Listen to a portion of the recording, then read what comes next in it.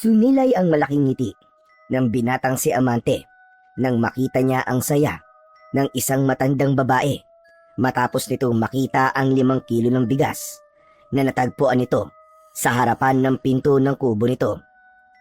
Luminga-linga ang matandang babae na tila hinahanap kung sino ang naglagay ng bigas na yon. Mula sa hindi kalayuan, nakatago sa likod ng isang puno si Amante at sigurado siya na hindi siya makikita roon ng matandang babae sapagkat 4:00 pa lamang ng madaling araw at kalat pa rin ang dilim sa buong paligid. Matapos na ipasok ng matandang babae ang bigas sa loob ng kubo nito, ay umalis na siya sa kanyang pinagtataguan at nagulat siya nang makita ang kaibigan niyang si Onyok sa likuran niya. Anak ng... Ano ka ba naman, Onyok? Kala ko aswang ka na eh. Wow! Pagkamalan ba naman akong aswang? Nakakahiya naman sa'yo, no? Talagang dapat kang mahiya kasi iniwanan mo ako kanina at hinayaan mo akong buhatin yung isang sako ng bigas. Kasi, akala ko talaga mahuhuli na tayo eh. Natakot lang ako. Sorry na. Hindi ba ang motto natin ay walang iwanan kahit magkahulihan? Oo nga. Hayaan mo. Hindi ko na uulitin, promise. Last na talaga yun. Cross my heart. Kahit mamatay man yung butikin ng kapitbahay namin. Ewan ko sa'yo. Dami mong kalokohan. Tara na. Umuwi na tayo. Sa isang maliit na kubo, sa maliit na barangay ng Kabugaw, nakatira si Amante. Isa siyang binata na 23 taong gulang. Bata pa lamang siya nang pumanaw ang kanyang ama dahil sa isang aksidente sa bukid. Ang kanyang ina naman ay muling nag-asawa at iniwan siya sa pangangalaga ng kanyang lolo Julio. Namulat si Amante sa kahirapan. Madalas silang magkulang sa pagkain at kapusin sa panggastos sa pang-araw-araw. Sa kabila ng katalinuhan niya, ay hindi siya nakapagtapos ng pag-aaral dahil sa kakapusan. Sa depresyon niyang mabuhay sila ng kanyang lolo Julio, ay natutunan niya ang pagnanakaw. Isang lihim na tanging ang kanyang kababata at pinakamatalik na kaibigang si Onyok lamang ang nakakaalam. Si Onyok na kasing edad ni Amante ay kasing hirap din ni Amante. Magkasama silang lumaki sa hirap at magkasama rin silang pumasok sa mundo ng pagnanakaw. Hindi nila itinuring na masama ang kanilang pagnanakaw, bagkus ay nakikita nila ito bilang paraan para mabuhay. Pero si Amante, sa kabila ng kanyang ginagawa, ay palagi niyang ibinibigay ang ilang bahagi ng nananakaw nila sa mga nangangailangan o kapuspalad. Oo nga pala. Bakit mo pa binigyan ng bigas si Aling Minda? Ang sungit nun, di ba? Ayaw pa nga niyang magbigay ng mangga nung isang araw eh. Hayaan mo na. Ikaw naman intindi mo na lang. Alam mo, kaya masungit si Aling Minda kasi laging gutom, walang makain. Dapat nga na maging mabait siya para may tumulong sa kanya. Alam mo, Onyok, naiintindihan ko siya kung bakit ayaw niyang mabigay ng bunga ng puno ng mangga niya. Kasi minsan, yun ang kinakain nila. Ikaw kaya ang palaging gutom kung hindi maging mainit palagi ang ulo mo. Kung sa bagay, pero grabe ka talaga, Amante. Nalilito na siguro si Lord kung sa langit o sa impyerno ka dadalhin kapag namatay ka. Biruin mo, nagnanakaw ka nga, pero tumutulong ka pa rin sa mga nangangailangan. Ganun talaga, para balanse lang. Kumbaga, yung pagtulong ko sa kagaya nating mahihirap ay pambawi ko sa mga pagnanakaw na ginagawa natin. Hindi na nagsalita pa si Onyok at patuloy lang sila sa paglalakad. Maya-maya pa ay narating na nila ang kubo ni na Onyok. O paano, par? Dito na ako ah. Mag-iingat ka palagi. Salamat. Sige na, pumasok ka na sa inyo. Ngumiti si Amante habang pinapanood ang kaibigang pumasok sa loob ng kubo. Nang makasigurong ligtas na si Onyok, nagpatuloy na siya sa paglalakad. Ngunit naisip niya na bago siya umuwi ay dumaan muna siya sa maliit na simbahan sa lugar nila. Bahagya ng sumisikat ang araw nang makarating si Amante sa simbahan. Sarado pa ang pinto ng simbahan, kaya tumayo na lamang siya sa harapan nun. Nag-antanda siya at pinagsalikop ang mga kamay. Diyos ko, patawad po sa lahat ng nagagawa kong kasalanan. Alam kong mali po ang pagnanakaw na ginagawa namin ni Onyok. Pero wala na po kaming ibang paraan para mabuhay eh. Ginagawa ko lang po ito para may makain kami ni Lolo. At tumulong po sa mga higit na nangangailangan. Sana po maintindihan niyo ako. At sana po, mapatawad niyo po ako. Matapos ang maikling panalangin, ay tumingin si Amante sa krus na nasa itaas ng bubong ng simbahan bago naglakad pauwi. Pagdating niya sa kubo nila, nadatnan niyang nakaupo si Lolo Julio sa harap ng bahay habang may hawak na maliit na tasa ng kape. Amante! May saan ka ba galing? Pagkagising ko wala ka na. Lolo, nagkargador po kasi kami ni Onyok sa palengke. Ganun ba? Saan naman galing yun sako ng bigas? Nagulat ako ng pagkagising ko may bigas tayo. Ano po? Ayaw nga pala. Namigay po kahapon si Mayor ng bigas. Mabuti nga po at umabot ako eh. Tumango si Lolo Julio at muling sumimsim ng kape. Hindi na ito muling nagtanong pa. Ngunit tumingin ito saglit sa malayo na parang may iniisip. Si Amante naman ay mabilis na pumasok sa bahay upang magtimpla ng kape. Pagkatapos magtimpla ng kape, ay lumabas si Amante ng kubo. Dala ang sariling tasa. Umupo si Amante sa tabi ng kanyang lolo. Tahimik silang dalawa habang naririnig ang huni ng mga kuliglig sa paligid. Amante, kailan kaya tayo yayaman? Kailan kaya natin mararanasan yung buhay na hindi na tayo nag-aalala kung saan kukuha ng pambili ng pagkain? Lo, wag po kayong mawawalan ng pag-asa. Makakaahon din po tayo. Hindi ko lang alam kung kailan. Pero gagawin ko po ang lahat ng paraan, Lo, para mangyari po yun. Aba, bilis-bilisan mo. Baka naman patay na ako Hindi pa nangyayari yan. Amante, matanda na ako. At parang hindi ko na yata aabutan ang ginhawang sinasabi mo. Lo, hindi yan mangyayari. Hindi po ako papayag. Pinapangako ko po sa inyo. Makakatikim kayo ng masarap na buhay bago po kayo mawala. Tsaka Lo, matagal pa yun. Huwag niyo pong pinag-iisip yun. Lumingon si Lolo Julio kay Amante.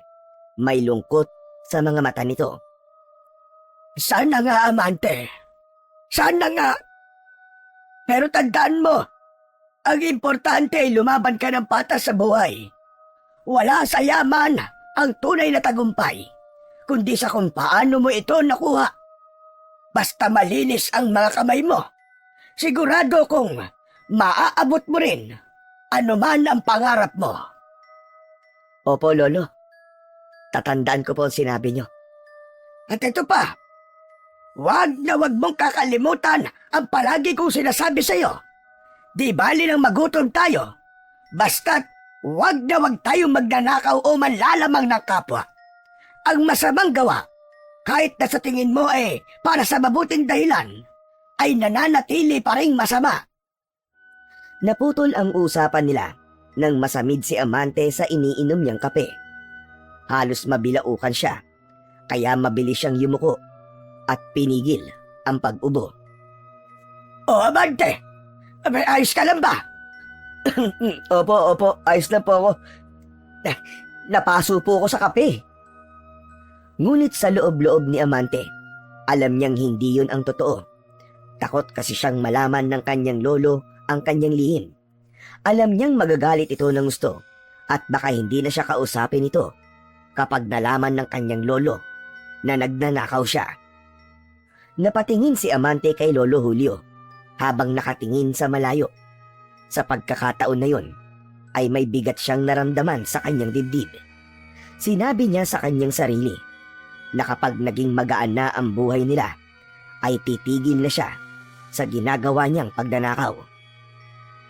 Matapos uminom ng kape at mahabang pakikipag-usap kay Lolo Julio, ay pumasok na si Amante sa kanilang kubo upang makapagpahinga.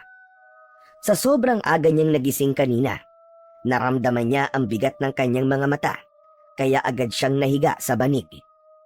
Hindi nagtagal, ay nilamon siya ng antok at unti-unting nakatulog. Ngunit ilang sandali pa lang siyang nakapikit nang bigla siyang nagising sa malakas na sigaw mula sa labas. Amante! Amante! Huy! Amante!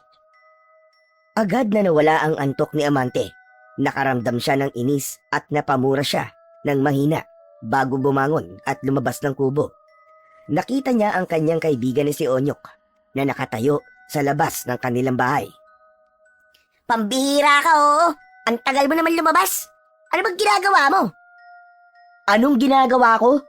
Aba, syempre natutulog, malamang. Umagang-umaga tulog ka? Matutulog din ang grasya niyan sa'yo. Ano bang ginagawa mo rito? Tara, may gagawin tayo. Anong ang gagawin natin? Basta, sumama ka na lang sa akin. Masaya to, par. Napailing si Amante, pero alam na niya kagad ang ibig sabihin ni Onyok. Walang ibang ibig sabihin si Onyok kundi meron silang nanakawin o nanakawan. Napabuntong hininga siya at walang nagawa kundi sumama sa kaibigan. Naglakad sila patungo sa kabilang barangay. Pagdating nila sa kanilang destinasyon, itinuro ni Onyok ang isang jeep na puno ng mga basket ng mangga na nakaparada sa gilid ng kalsada. Nakikita mo ba yon, par? Yun ang nanakawin natin ngayon. Ano? Mga mangga? Anak ng pitong kalabaw, oo. Ginising mo ako ng ganito kaaga para lang sa mga mangga. Eh kasi, naglili ang nanay ko eh. Kagabi pa siya naghanap ng mangga. Wala naman kaming pambili tapos ayaw pang mamigay ni Aling Minda. Sige na, par. Tulungan mo naman ako. Napabuntong hininga si Amante. Hindi na siya sumagot at tumango na lamang. Wala na siyang magagawa kundi ang pumayag dahil nandun na sila. Nag-abang sila ng tamang pagkakataon habang ang lalaking nagbababa ng mga basket ng mangga mula sa jeep ay abala sa ginagawa nito. Nang tumalikod ang lalaki upang dalhin ang ilang basket na naibaba na sa nakaabang na tricycle, ay mabilis na kinuha ni na Amante at Onyok ang isang basket ng mangga. Mabilis silang tumakbo palayo at hindi na sila lumingon sa jeep at doon sa lalaki. Nang tuluyan na silang nakalayo, ay saka lang sila nagsimulang maglakad habang habol ang kanilang paghinga. Isang matandang lalaki ang nakita nilang nakaupo sa gilid ng kalsada. Nilapitan ito ni Amante at binigyan ng 3 piraso ng mangga. Nagpasalamat naman ang matanda at nagpatuloy na sila sa kanilang paglalakad. Doon na nagsimula si Amante na bigyan ng mangga ang bawat taong nakakasalubong nila. Hanggang sa napansin ni Onyok na kalahati na ng mga mangga ang nabawas, kaya huminto muna ito at ibinaba ang basket sa lupa. Oh, bakit ka huminto, par? Pagod ka na ba? Oo, pagod na ako. Pagod na ako sa pamimigay mo ng mangga. Sa hindi mo naman kilala. Pambira ka naman, paro. Tama na. Baka wala nang matira sa atin yan eh. Onyok, hindi naman natin mauubos lahat yan eh. Ang dami-dami niyan, oh. Mas mabuti nang ipamigay mo yung iba kesa mabulok at hindi mapakinabangan. Eh sa ginagawa mo, parang balak mong ipamigay lahat eh. Kapag walang natira para sa nanay ko, ikaw ang bahala magpaliwanag sa kanya. Par, okay lang yan. Mas mahalaga na nakakatulong tayo. Saka, hindi ko naman uubusin yan eh. Magtitira pa rin ako ng sapat para sa nanay mo. Napailing na lang si Onyok, ngunit wala na itong nagawa. Muli nilang binuhat ang basket at nagpatuloy sa paglalakad. Sa kanilang paglalakad, ay napadaan sila sa malaking bakal na gate ng asyenda ni Don Severino. Ang gate na yon ay mistulang simbolo ng kapangyarihan at kayamanan ng taong nakatira doon. Sa kabila ng gate, tanaw nila ang malawak na lupain ng asyenda, ang mga taniman, mga naglalakihang puno, at ang magarang mansyon na nakatayo sa gitna. Kilala si Don Severino sa lugar nila dahil ito ang pinakamayamang tao roon. Napahinto sina Amante at Onyok sa paglalakad. Sabay nilang tinignan ang harapan ng asyenda. Grabe, par! Ang yaman naman talaga ni Don Severino, no? Kahit sa panaginip, di ko maaabot ang level niya sa pagiging mayaman eh. Wala, dumi lang ako ng kuko. Pero alam mo, si Don Severino ang patunay na kahit masama ang ugali mo, bibigyan ka pa rin ng maraming biyaya ng buhay. Napangiti si Onyok kay Amante habang nakakunot ang noo. Paano mo naman nasabi yan, par? Di ba? Bali-balita na malupit daw si Don Severino sa mga trabador niya. Kapag nagkamali ka, paparusahan ka kagad o di kaya hindi ka papasahurin. Hindi ba? Kumalat na ng balita na may isang trabador niya na napasobra ang lagay ng fertilizer sa mga tanim nilang kamatis. Tapos, itinali ni Don Severino yung trabador niya sa kabayo at kinaladkad. Saka, nabalitaan mo na bang tumulong si Don Severino sa mga mahihirap dito sa atin? Di ba hindi pa? Oo, tama ka, hindi pa nga. Sa totoo lang, mas mabuti ka pa nga, Amante. Kasi kahit mahirap ka rin, ay tumutulong ka pa rin sa mahihirap. Yun nga lang, galing sa nakaw ang pinagtutulong mo. Mabuti na ang ganun, par, kesa hindi tumutulong. Kaya nga nasabi ko na hindi porket masama ang ugali mo, hindi ka nabibiyayaan. Kaya nga, pinigilan ko nun si Lolo Julio nang gusto niya magtrabaho sa asyenda ni Don Severino. Baka kung ano pang gawin sa kanya. Saglit na natahimik ang dalawa habang tinitignan ni Amante ang gate. Inisip niya ang lahat ng mamahaling bagay sa loob ng mansyon ng mayamang lalaki. O par, bakit bigla ka yatang natahimik? Nako, parang iba yung nasa isip mo ah. Parang nakikinita-kinita ko na. Wala, sira ulo. Tara na, umuwi na tayo para mapakain mo na tong mangga sa nanay mo naglilihi. Bago sila magpatuloy sa paglalakad, ay sinulyapan muna ni Amante ang mansyon ni Don Severino. Isang ideya ang biglang nabuo sa kanyang isipan, ngunit hindi muna niya yon ipinaalam kay Onyok. Ang gusto niya, kapag sigurado na siya, ay sa kanya yon sasabihin sa kanyang kaibigan. Sa mga sumunod na araw, hindi nawala sa isipan ni Amante ang hasyenda ni Don Severino, ang malawak na lupain at ang mga bagay na maaari nilang manakaw doon. Sa bawat oras na may pagkakataon, pasimple siyang nagpupunta sa paligid ng hasyenda upang pag-aralan at alamin ang mga posibleng daan na pwede niyang pasukan sa bawat pagpunta niya ron. Unti-unting nabuo ang plano sa kanyang isipan. Isang araw, natuklasan ni Amante ang isang makipot na daan sa loob ng gubat na patungo sa likurang bahagi ng asyenda. Sa kanyang pagsusuri, naisip niyang yun ang pinakamadaling daan papasok sa loob na malayo sa mga mata ng mga bantay at trabahador. Isang umaga, nagtungo si Amante sa bahay ni Onyok at nagtungo sila sa dulong bahagi ng kanilang barangay kung saan walang kabahayan at maraming puno. Ang lugar na yon ang naging tambayan nila tuwing kailangan nilang mag-usap sa mga susunod nilang plano. Ano palang gagawin natin dito, par? Ikaw naman, para kang bago ng bago eh. Bago pa ba sa'yo kapag nandito tayo? Onyok, may naisip ako magandang plano. Anong plano? Makinig ka mabuti. Pagdanakawan natin ang hasyenda ni Don Severino. Napakunot ang noon ni Onyok at natigilan sa kanyang narinig. Maya-maya pa ay mariin itong umiling. Ano? Ano ka ba naman, par? Napakadelikado niyang iniisip mo. Pagdakawan na natin ang lahat, pero wag lang si Don Severino. Alam mo lang kung gaano siya kasama, di ba? Tapos siya pa ang naisip mo nakawan, pambihira ka naman talaga, oo. Baka mamaya mahuli pa tayo nun eh. Onyok, kailan ba tayo nahuli? Sabihin mo nga, kailan? Ilang beses na tayong gumagawa ng ganito at hindi pa tayo nahuhuli kahit kailan. Pero hindi mo ba naisip? Si Don Severino yun. Si Don Severino. Kilala siya sa pagiging malupit sa mga trabahador niya. Alam kong ginagawa ko, Onyok. Pinag-aralan ko ng paligid ng asyenda. May nakita akong daan sa gubat na hindi binabantayan.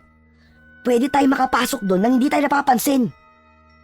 Amante, hindi talaga ako sigurado sa gusto mong gawin natin eh.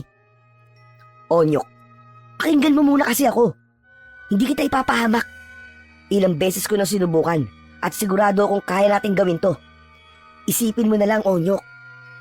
Kapag nakuha natin ang mga mahalagang bagay dun sa asyenda, pwede tayong mamigay sa mga tao dito. Pwede natin tulungan ng mga walang makain. Bukod pa ron, magkakaroon din tayo ng para sa atin. Malay mo, may makita pa tayo ng bagay na kagaya ng ginto na pwede magpayaman sa atin habang buhay. Sandaling natigilan si Onyok. Baka sa mukha nito ang kaba. Umasa si Amante na mapapapayag niya ang kanyang kaibigan dahil alam niya sa sarili na hindi niya yun kayang gawin kung hindi niya kasama si Onyok. Sigurado ka ba, par? Hindi ba't ikaw rin na nagsabi na masama ang ugali ni Don Severino? Eh kung mahuli tayo? Hindi nga tayo mahuhuli. Basta't sumunod ka na lang sa plano ko. Alam kong kaya natin to, Onyok. Isipin mo na lang ang magiging ginhawa natin pagkatapos nito. Anak ng... Sige na nga. Pero sana tama ka. Ayoko talaga mapahamak, par. Ngumiti si Amante at tinapik ang balikat ni Onyok. Akong bahala, par. Kakayanin natin to. Matapos ang pag-uusap na yun ni na Amante ay isinama niya si Onyok sa daan na nakita niya sa gubat kung saan sila pwedeng makadaan papasok sa asyenda ni Don Severino. Tahimik silang naglakad at nag-ingat sila na huwag makagawa ng anumang ingay. Huminto si Amante sa harap ng makitid na daan na natatakpan ng matataas na damo at sanga ng puno. Onyok, ito na sila sabi ko sa'yo. Dito tayo dadaan. Walang bantay dito. Sigurado ka ba, par? Mukhang may mga ahas pa yan eh. Tapos, baka may makakita sa atin. Pinag-aralan ko na to. Ilang araw na akong pabalik-balik dito, par. Wala talaga nagbabantay. Kapag dumaan tayo rito, dire-diretso na tayo sa loob ng bodega nila. Hindi ko talaga alam kung tama to. Si Don Severino pa? Eh di ba ikaw na mismo nagsabi na masama ang ugali nun? Paulit-ulit na lang ako, pambira ka oh. Paano kung mahuli tayo? Alam mo naman na walang awa yun eh. Kaya nga hindi tayo magpapahuli, ang kulit mo naman. Huwag ka na lang kabahan. Tiba-tiba tayo rito, panigurado. Maniwala ka sa akin. Pero iba to, Amante. Si Don Severino, pag nanakawan natin, kilala mo siya. Anak ng, baka ipabugbog tayo nun o ipapatay kapag nahuli tayo. Onyok, huwag kang matakot. Kung ano kasi iniisip mo eh. Bukas ng gabi na natin pagnanakawan ng asyenda. Kaya alisin mo yung takot mo. Kapag nagpatalo ka sa takot, mas lalo kang hindi makapag-isip ng maayos. Par, baka pwedeng ibang tao na lang. Huwag si Don Severino. Onyok, wala nang atrasan to. Buo na ang plano. Kailangan natin gawin to. Alam mo kung bakit? Dahil wala na tayong ibang paraan para mabuhay ng maayos. Bahala na nga. Basta, kapag may nangyaring masama sa ating dalawa, wala akong ibang sisisihin kundi ikaw ah. Oo na, sige na. Ang dami mo pa sinasabi. Bukas, 11:00 ng gabi. Magkita tayo sa tambayan natin. Maliwanag. Napabuntong hininga na lang si Onyok. Napangiti naman si Amante dahil napapayag niya ang kanyang kaibigan sa gusto niyang gawin. Hindi na sila nagtagal doon at naglakad na sila pabalik sa kanilang tambayan upang pag-usapan pa ang ibang bagay na may kinalaman sa gagawin nila bukas ng gabi. Kinabukasan ng gabi, pagsapit ng 11:00 ng gabi, ay naunang dumating si Amante sa tambayan nila ni Onyok.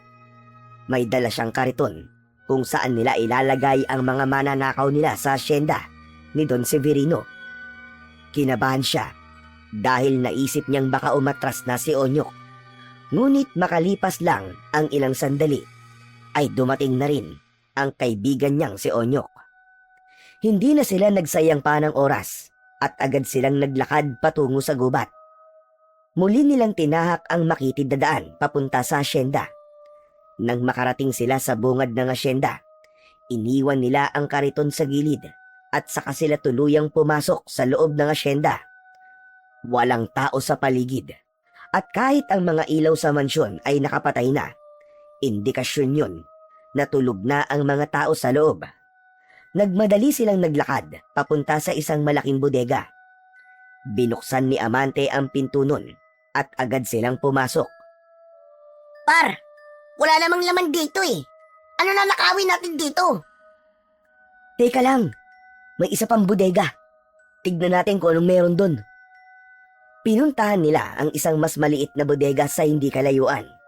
Patakbo silang nagpunta roon at nang makapasok sila ay tumambad sa kanila ang mga sako ng patatas at kalabasa. Nagningning ang mga mata ni Amante sa tuwa. Pwede na to, par. Kuhanin na natin to. Oo nga, ang dami pala nito. Pwede natin tong ibenta sa palengke mamayang madaling araw. Agad na sinimulan ni Amante na hakutin ang ilang sako sa kariton. Nang mapununan nila ang kariton, ay nagdesisyon na silang umalis bago pa may makahuli sa kanila. Pinagtulungan nilang dalawa na itulak ang kariton palayo sa asyenda. O ano par, kita mo na? Sabi ko sa iyo hindi tayo mahuhuli. Paayaw-ayaw ka pa. Oo nga, par. Mukhang hindi maganda ang seguridad sa asyenda, no? Ang dali-daling pasukin at pagnakawan. Natawa si Amante, pero sa kabila ng kanyang tawa ay may bahagyang kaba siyang naramdaman. Ang totoo, natatakot din siyang pagnakawan si Don Severino, pero nais niyang bumawi sa mga taong pinagmalupitan nito sa pamamagitan ng pagnanakaw sa asyenda nito. Simula ng gabing yon, naging bahagi na ng mga gabi nila Amante at Onyok ang pagpunta sa asyenda ni Don Severino. Bukod sa mga gulay, nagawa rin nilang magnakaw ng mga prutas at maging mga manok at itlog. Ibinibenta nila yon sa palengke ng bagsakan upang madaling maubos. Naglalagay na lang silang dalawa ng takip na damit sa ilong at bibig upang walang makakilala sa kanila sa tuwing nagbebenta sila. Hindi pa rin nakalimutan ni Amante na magbahagi ng ilang parte ng mga nananakaw nila sa mga mahihirap na pamilya sa kanilang lugar. Palagi siyang nag-iiwan ng kung ano-anong ninanakaw nila sa labas ng kubo ng mga taong alam ni Amante, nakapos sa buhay. Naging kampante sina Amante at Onyok sa kanilang ginagawang pagnanakaw. Hindi sila nahuhuli at tila walang nakakapansin sa pagkawala ng mga ninanakaw nila sa loob ng asyenda. Para sa kanila, naging madali at natural na lang ang pagnanakaw kay Don Severino. Sa isip ni Amante, kinukumbinsi na lang niya ang sarili na wala namang masama sa kanilang ginagawa, lalo pat nakakatulong naman siya sa iba. Isang umaga, nang magising si Amante, ay agad siyang bumili ng pandesal sa panaderya na malapit sa kanilang kubo. Pagbalik niya, ay nagprito siya ng itlog at maya-maya pa ay nagising na rin si Lolo Julio, kaya inaya niya na yon na mag-almusal. Tahimik na kumakain si Amante habang iniisip kung ano ang susunod nilang nanakawin ni Onyok sa asyenda ni Don Severino. Amante, narinig mo na ba ang balita na kumakalat dito sa lugar natin? Hindi pa, Pulo. Ano pong balita? Aba, akalain mo, may nagnanakaw daw sa asyenda ni Don Severino. Napakurap si Amante at halos mabulunan sa kanyang kinakain. Agad siyang uminom ng tubig at pinilit niyang umaktong normal. Talaga, Polo? Kailan po nangyari yon? Ilang linggo na raw eh. Pero mas naging madalas daw nito mga nakaraang gabi. Ang sabi, kung ano-ano daw ang nawawala. Mga gulay, prutas, manok. Abay pati raw ang itlog, ninanakaw din. Grabe na talaga mga magnanakaw ngayon. Wala nang pinapatawad. Kahit ano ay nanakawin. Hindi agad nakapagsalita si Amante. Hindi niya naitago ang kaba na kanyang naramdaman. Dumaloy ang malamig na pawis sa noo niya. Sabi pa, kinausap na raw ni Don Severino ang kapitan natin. May pabuyang ibibigay sa sino mang makakapagturo o makakahuli sa mga magnanakaw. 10,000 piso daw ang pabuya. Sigurado ko na marami ang magiging masigasig para mahuli ang mga magnanakaw na yon. Nako, nakakatakot na pala sa lugar natin, Lo. Hindi ko po akalain na meron po pala ditong magnanakaw. Oo nga, Abante. Napakatapang na mga magnanakaw na yon. Ang lalakas ng loob para targetin ang asyenda ni Don Severino. Alam mo namang, kilala siya sa pagiging malupit, hindi ba? Wala siyang pinapalampas. Mas lalong kinabahan si Amante sa sinabing yun ni Lolo Julio. Nanlamig ang buong katawan niya.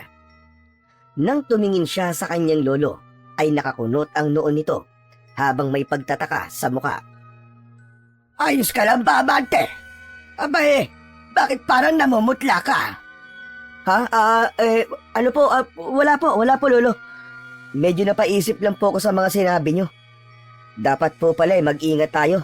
At baka tayo naman po ang pasukin ng mga lokong magnanakaw na yon. Ano naman ang mananakaw nila dito sa kubo natin? Yung mga inuuling na kaldero natin? Pabihira. Pero tama ka pa rin. Kahit walang mananakaw dito sa atin, ay kailangan pa rin nating mag-ingat. Tumango si Amante at pilit na tinapos ang kanyang kinakain. Sa bawat subo, hindi niya maiwasang mag-alala. Ang mga salitang binitiwan ng kanyang lolo ay tila mga mabibigat na alon na humahampas sa kanyang konsensya. Alam niyang napakalaking gulo ang pinasok niya. At ngayon, hindi niya alam kung paano siya makakawala. Oo nga pala. Naglinis ako kahapon sa likod ng bahay at nangihinayang ako sa kulungan natin doon ng baboy. Sana naman, Amante, makabili ulit tayo ng baboy na palahian. Aba, sayang naman yung kulungan sa likod. Matagal na rin simula nang wala tayong alaga roon. Napahinto si Amante sa pagmuya. Ang mga salitang binitiwan ng kanyang lolo ay tila mga palaso na tumama sa kanyang dibdib dahil matagal na yung hinihiling ng kanyang lolo. Hindi sumagot si Amante at nagkunwaring abala sa pagkain. Ngunit sa loob-loob niya, umusbong ang isang ideya. Naglaro sa isip niya ang posibilidad na kung makakakuha siya ng isang bagay mula sa asyenda, isang mamahaling kagamitan, alahas o kahit na anong may malaking halaga, ay maaari niyang matupad ang simpleng hiling ng kanyang lolo. Pagsapit ng tanghali, ay nagkita sina Amante at Onyok sa kanilang tambayan.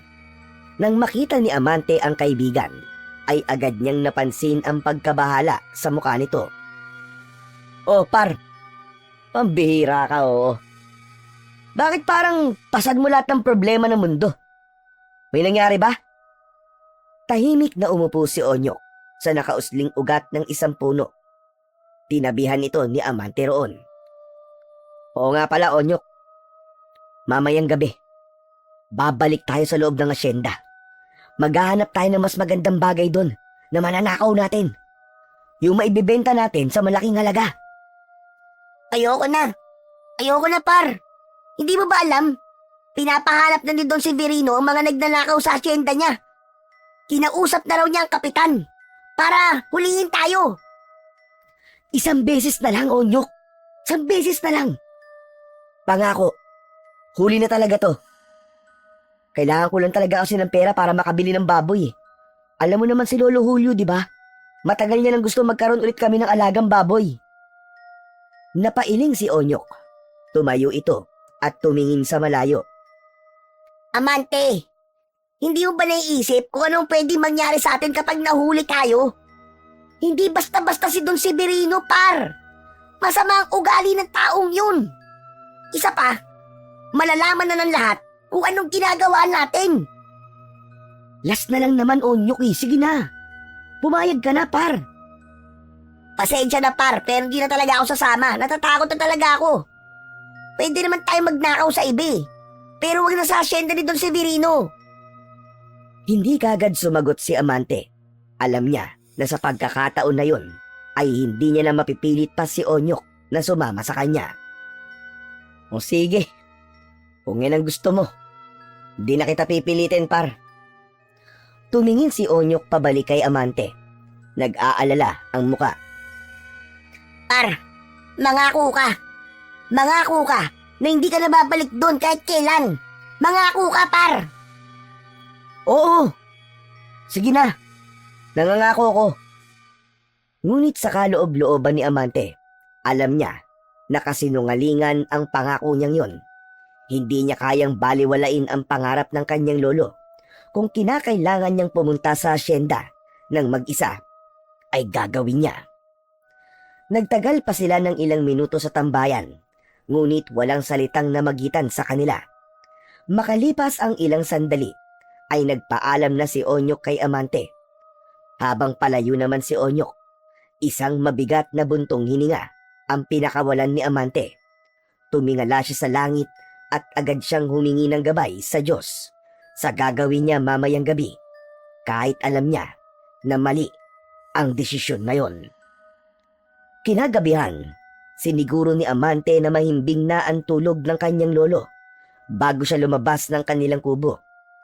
Naglakad siya sa madilim na daan patungo sa asyenda na may dalang isang kutsilyo. Alam niya na malaki ang posibilidad na may mga nagbabantay sa asyenda, kaya siniguro niya na handa siya sa anumang pwedeng mangyari. Nang makarating siya sa loob ng asyenda, ay nilagpasan niya ang mga bodega. Wala na siyang interes na bumalik doon dahil alam niyang puro gulay at prutas lamang ang naroon. Sa halip, nagpatuloy siya papunta sa likod ng mansyon upang maghanap ng maaari niyang pasukan upang makapasok siya sa mismong bahay ni Don Severino.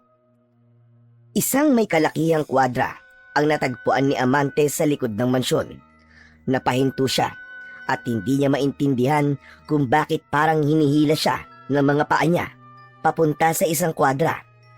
Tila may kung anong hindi maipaliwanag na puwersa ang nagtutulak sa kanya upang pumasok doon. Hindi na nilabanan pa ni Amante ang pakiramdam na yon at lumapit siya sa kwadra at marahan niyang binuksan ang pinto. Natigilan siya sa kanyang nakita. Isang puting kalabaw ang nakakulong doon. Kahit may kadiliman, ay kitang-kita niya yon dahil tila nagliliwanag ang puting kalabaw. Nanlaki ang mga mata ni Amante sa pagkabangha. Hindi pa siya kailanman nakakakita ng puting kalabaw sa tanang buhay niya. Tahimik yung nakatingin sa kanya na para bang alam nito na darating siya. Bagamat kinakabahan, ay lumapit pa rin si Amante sa puting kalabaw. Inabot niya ang ulo nito at hinaplos. Habang ginagawa niya yon, napansin niyang nakatitig sa kanya ang kalabaw. Ang mga mata nito ay tila may kakaibang liwanag. Ang swerte ko naman. Kung maibibenta kita, malamang makakabili ako ng baboy para kay Lolo Julio. Baka nga sobra-sobra pa eh. Napangiti si Amante sa kanyang naisip. Isa yung pagkakataon na hindi niya maaaring palampasin. Sigurado siya na marami ang mag-aagawan upang mabili ang puting kalabaw dahil hindi yun pangkaraniwan. Binuksan niya ang pinto ng kulungan ng kalabaw at kinuha ang lubid na nakatali sa leeg nito. Nagulat siya nang hindi man lang pumalag ang kalabaw. Tahimik lang itong sumunod sa kanya habang hawak niya ang lubid. Makalipas ang ilang sandali, tuluyan nang nakalabas sina Amante at ang kalabaw sa asyenda. Masayang masaya siya sapagkat napakaamo ng kalabaw at nakasunod lang ito sa kanya. Nang nakarating na si Amante sa gubat, ay sandali siyang huminto dahil nais niyang makita ng mabuti ang puting kalabaw. Humarap siya rito at manghang-mangha pa rin siya sa kulay nito. Ang swerte ko talaga! Magkano kaya kapag naibenta kita? Biglang nanigas si Amante sa kinatatayuan niya nang makarinig siya ng isang malalim at mabagal na boses sa loob ng kanyang utak. Huwag mo kong ipagbenta, Amante. Napalunok si Amante at mabilis na luminga sa paligid. Inakala niya na merong tao sa paligid, ngunit wala siyang nakita. Sino yan? Sino yan? May tao ba dyan? Magsalita ka! Walang narinig si Amante, kundi ang huni ng mga kuliglig at ang marahang ihip ng hangin. Tumingin siya sa kalabaw at naisip niya na baka ang kalabaw ang nagsalita, ngunit agad niya yung inalis sa isip niya dahil napagtanto niya na imposible na magsalita ang isang hayop. Tama ang iniisip mo. Ako nga ang nagsasalita. Ano? Ikaw? Ikaw ba talaga nagsasalita? Oo, Amante. Ako nga. Ako si Puti. Parang nabingi si Amante sa kanyang narinig. Pinagpawisan siya ng malamig at hinawakan niya ang kanyang ulo. Tinapik-tapik niya ang kanyang pisngi at inisip niya na baka nananaginip lamang siya. Alam ko na mahirap paniwalaan, ngunit ang boses na naririnig mo ay sa akin, Amante. Dahil ikaw na ngayon ang nagmamay-ari sa akin. Hindi. Imposible to. Hayop ka lang eh. Hindi ka pwede magsalita. Hindi pwede yun. Wala kang dapat ikatakot sa akin, Amante. Hindi kita sasaktan. Sa katunayan, nagpapasalamat pa ako sa iyo. Bakit mo naman kailangan magpasalamat sa akin? Dahil ninakaw mo ko mula kay Don Severino. Napalunok si Amante at nag-isip siya kung tatakbo na ba siya o lalapitan ulit ang kalabaw. Ngunit sa halip na tumakbo, nanatili siyang nakatayo at tinitigan ang puting kalabaw. Pero, paano mo nagagawa to? Paano ka nakakapagsalita? Tanging ang nagmamay-ari lamang sa akin ang makakarinig ng boses ko. Dahil ninakaw mo ko, ikaw na ngayon ang itinuturing kong may-ari sa akin, Amante. Nanlaki ang mga mata ni Amante sa narinig. Hindi niya alam kung matatakot ba siya o matutuwa. Kanina, sabi mo na nagpapasalamat ka kasi ninakaw kita kay Don Severino. Bakit? Dahil ginamit lang ni Don Severino ang aking kapangyarihan para sa kasamaan at kasakiman. Anong ibig mo sabihin? Anong klaseng kapangyarihan ang meron ka? Kung sino man ang magmamay-ari sa akin, ay uulanin ng swerte sa buhay. Kaya ubod ng yaman si Don Severino ay dahil sa akin. Ang dahilan kung bakit hindi nauubos ang kayamanan niya ay dahil din sa akin. Kung ganon, yayaman din ako. Dahil ako na ang may-ari sa'yo ngayon, hindi ba? Tama ka, Amante. Ngunit hindi pa sapat na ako lang ang nakuha mo kay Don Severino. May isang bagay ka pang dapat na makuha mula sa kanya.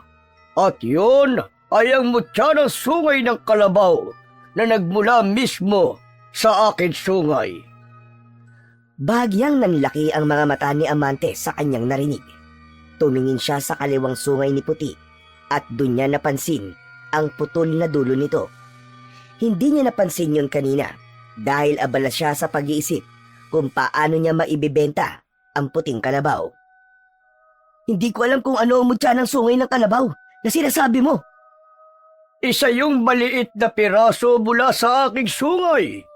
Hawak yun ngayon ni Don Severino at yun ang susi upang ganap na magkabisa ang aking kapangyarihan. Kung sino man ang magmamay-ari sa akin, dapat siya rin ang may hawak ng mutya upang umulan ng swerte sa kanyang buhay. Napansin ni Amante na biglang bumilis ang tibok ng kanyang puso. Parang may nabubuong ideya sa kanyang isipan. Naisip niya na baka si Puti na at ang mutya ang sagot upang makaahon sila sa kahirapan ng kanyang lolo Julio. Kaya mabilis na nagdesisyon si Amante. Alam mo ba kung nasaan ang mutya, Puti? Sigurado ako na nasa kwarto yun ni Don Severino sa loob ng mansyon. Napakagatlabi si Amante. Alam niyang delikado ang gagawin niya, ngunit ang pangakong yaman at swerte ay masyadong nakakaakit upang basta na lang niyang isantabi yun. Hanggang sa isang malalim na paghinga, ang kanyang pinakawalan. Puti, iiwan muna kita rito sandali ah. Babalikan kita kagad. Kukunin ko lang yung mutya na sinasabi mo. Matapos yun, ay bumalik si Amante patungo sa asyenda. Dumaan siya sa masukal na bahagi ng gubat upang makaiwas sa mga bantay.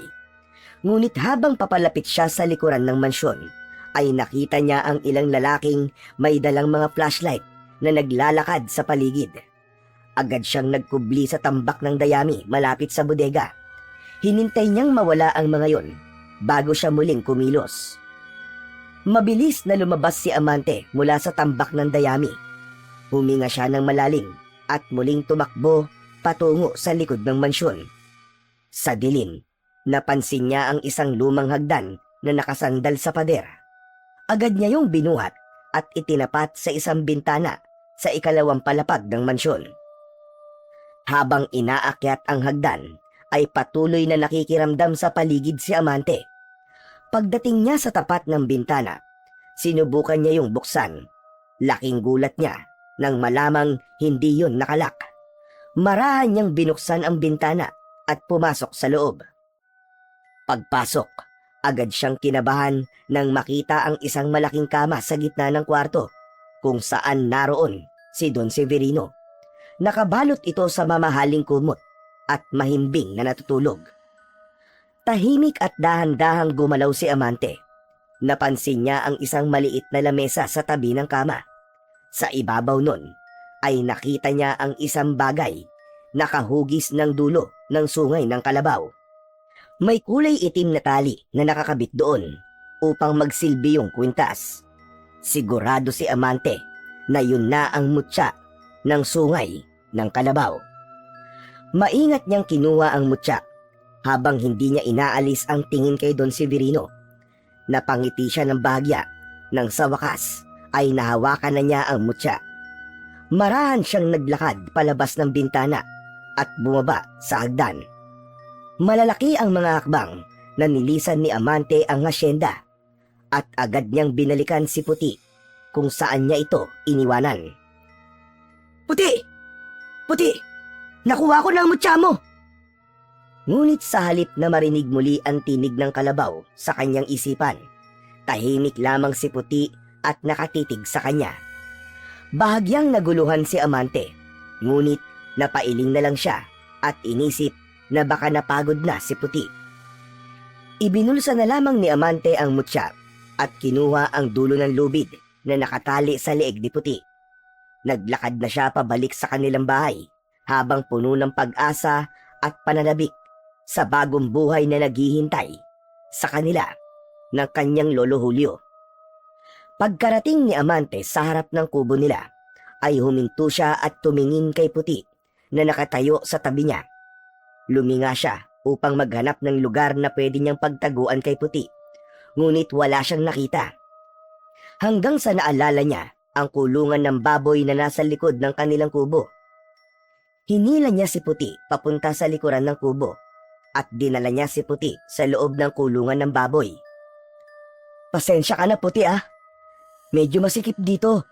Pero pansamantala lang naman to hanggang sa makakita ko na mas malawak na lugar kung saan kita pwedeng itago. Tahimik lamang si Puti habang nakatingin kay Amante na tila nauunawaan nito ang kanyang sinabi. Kumuha si Amante ng mga nakatambak na lumang plywood at sako sa likod ng kanilang bahay. Inayos niya ang mga yon upang gawing harang sa kulungan at maikubli ng mabuti si Puti. Nang matapos na siya, napansin niyang tila komportable naman ang kalabaw sa loob. Lumapit si Amante kay Puti. Hinaplos ang ibabaw ng ulo nito at tumingin ng diretso sa mga mata nito. Puti, gusto kong malaman mo na hindi ko gagayain si Don Severino. Pagkat lahat ng swerte na ibibigay mo at ng mutya ay gagamitin ko ng tama at tutulong ako sa mga nangangailangan. gaya ng dati ko pang ginagawa. Matipid na ngumiti si Amante bago niya iniwan si Puti sa kulungan ng baboy. Sa tanang buhay niya, noon lang siya nagkaroon ng malaking pag-asa na sa wakas ay malapit nang matapos ang kanilang paghihirap dahil sa isang kakaibang kalabaw. Kinaumagahan, habang nag-aalmusal sina Amante at Julio, ay hindi maiwasang kabahan ni Amante dahil sa ginawa niyang pagnanakaw kay Puti kay Don Severino. Alam niya na anumang sandali ay matutuklasan na ni Don Severino na nawawala ang kalabaw nitong Puti at ang mutya. Ante, ayos ka lang ba? Kanina ka pa nakatulala dyan May problema ka ba, iho? Wala po. Medyo kulang lang po siguro ako sa tulog, Lolo. Napapitlag si Amante nang makarinig sila ng malakas na katok sa pinto ng kanilang kubo. Napahinto si Amante at halos mabulunan sa kinakain nang maisip niya na baka si Don Severino ang nasa labas. Tumayo si Lolo Julio at binuksan ang pinto. Agad namang sumunod si Amante sa lolo niya at bumungad sa kanila si Don Severino na may kasamang 3 lalaki na mukhang tauhan ito. Mas lalong kinabahan si Amante nang mapagtanto niyang tama ang kanyang kutob na si Don Severino nga ang nasa labas ng kanilang kubo. Don Severino, abay kayo ho pala. Nakakagulat naman at nagawi kayo rito sa aming bahay. Hindi na ako magpapaligoy-ligoy pa. Napasok ng magnanakaw ang asyenda ko kagabi. Isang mahalagang bagay ang ninakaw mula sa mansyon ko. Pati na rin ang isa kong alagang hayop na isang puting kalabaw. Biglang nanlamig ang pakiramdam ni Amante habang naririnig ang sinasabi ni Don Severino. Hindi niya magawang tumingin ng diretso sa mayamang lalaki. Puting kalabaw baka mo?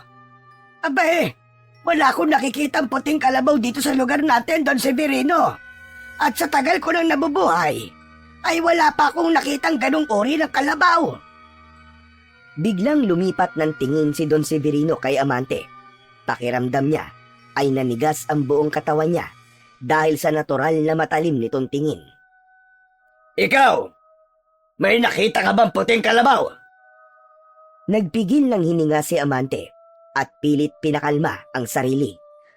Wala po Don Severino. Wala po ako nakita. Sandaling nanatiling nakatitig si Don Severino kay Amante na para bang sinusubukan itong basahin ang kanyang isipan.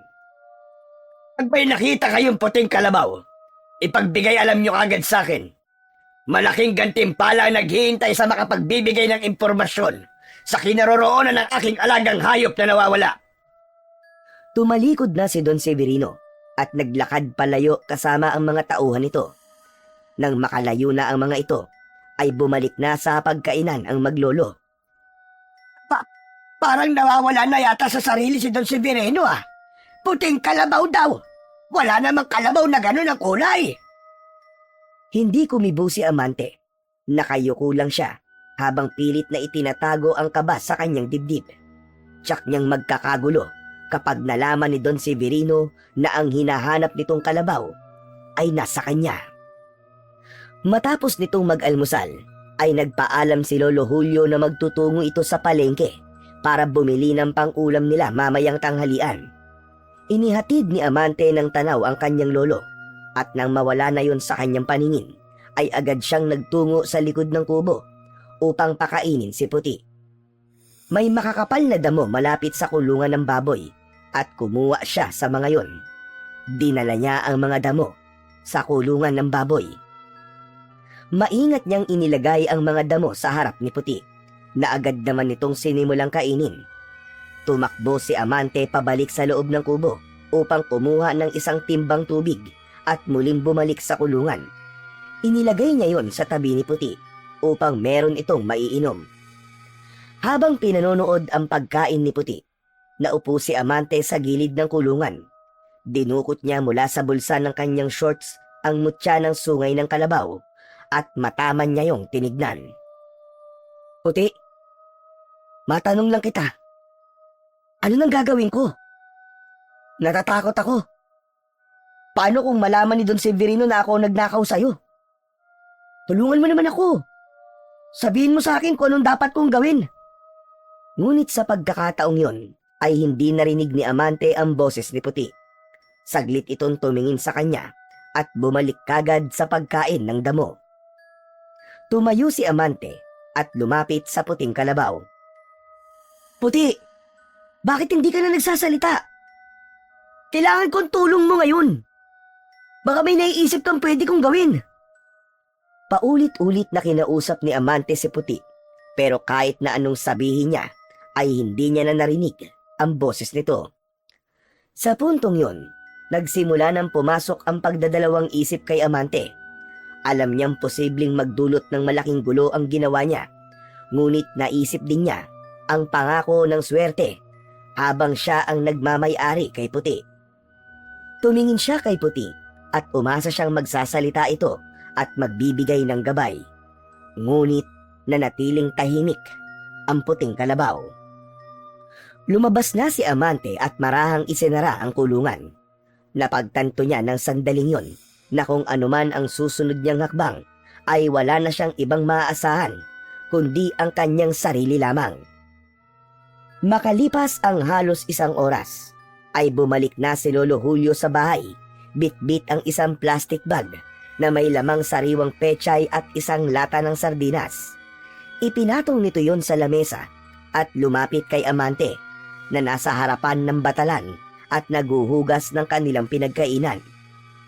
Amante, ikaw na lamang ang bahalang magluto ng pechay at sardinas mamaya ha. Igisa mo lang.